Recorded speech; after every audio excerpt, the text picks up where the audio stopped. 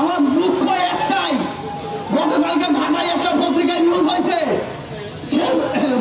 ভিডিওতে নিউজ হয়েছে, কালকের ছেলে বলছে যখন মানে এই কুষ্টিয়া প্রেস ক্লাবের সাংবাদিক সাগর সামনে ছিল। আমার দুঃখ লাগে, এখানে আপনারা দেখান কোন কুষ্টিয়া প্রেস ক্লাবের একটা সাংবাদিক এখানে আছে নাকি? দেখান কিসের সাংবাদিক আপনারা? আমি তাই সাংবাদিক না, আমি তাকে বুড়ে মানুষ। ওই বিষয়টার সাথে আমি প্রত্যক্ষভাবে জড়িত।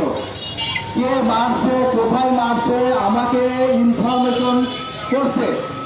যখন এই কালু ভাই পোস্ট করে যে ভয়বাদ কুষ্টিয়া মুন্সি শাহিন তাকে হুমকি দিচ্ছে, আমি সেখানে একটা কমেন্ট করছিলাম, ভাই আপনি মামলা করেন। এই মুন্সি শাহিনের রাত 12টার পরে আমাকে মেসেঞ্জারে, কারণ এক সময় এই মুন্সি শাহিনের সাথে আমি কাজ করেছি পত্রিকায়।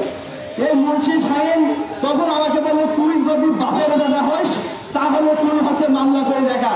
আমি বললাম ভাই আপনি যদি ভালো কথা বলতে পারেন আমার সাথে কথা বলেন, নয় বলবেন না।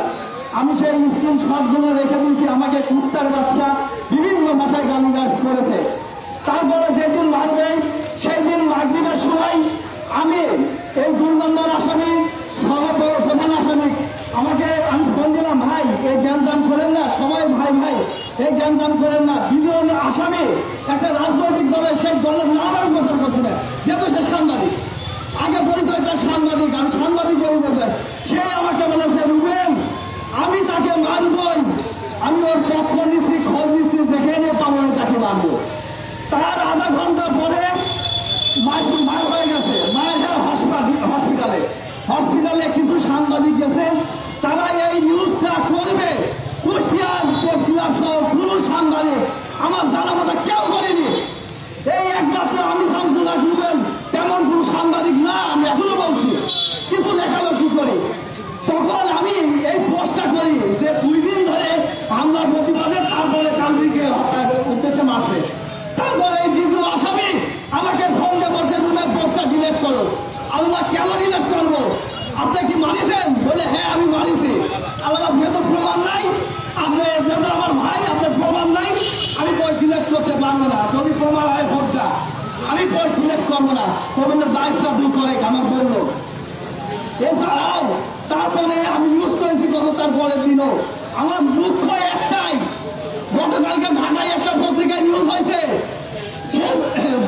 ভিডিওতে নিউজ হয়েছে, কালকের ছেলে বলছে যখন মানে এই কুষ্টিয়া প্রেস ক্লাবের সাংবাদিক সাগর সামনে ছিল। আমার দুঃখ লাগে, এখানে আপনারা দেখান কোন কুষ্টিয়া প্রেস ক্লাবের একটা সাংবাদিক এখানে আছে নাকি? দেখান কিসের সাংবাদিক আপনারা? আমি তাই সাংবাদিক না, আমি তাকে বুড়ে মানুষ। আমি বিবেকের কাছ থেকে পোস্ট করেছি, সেই পোস্টটা পরে ভাইরাল হয়ে শত শত লোক করছে। আমি গতকাল আমাদের যে প্রোগ্রামে গেছি, আমি দেখছি আমাকে ইয়ে করে বলছে এই সেই শামসুল হক রুবেল, এই সেই শামসুল হক রুবেল যার পোস্টে ভাইরাল হয়েছে। আমাকে এখন পর্যন্ত গত 5 দিন এই মুন্সি শাহিন আমাকে হুমকি দিয়েছে।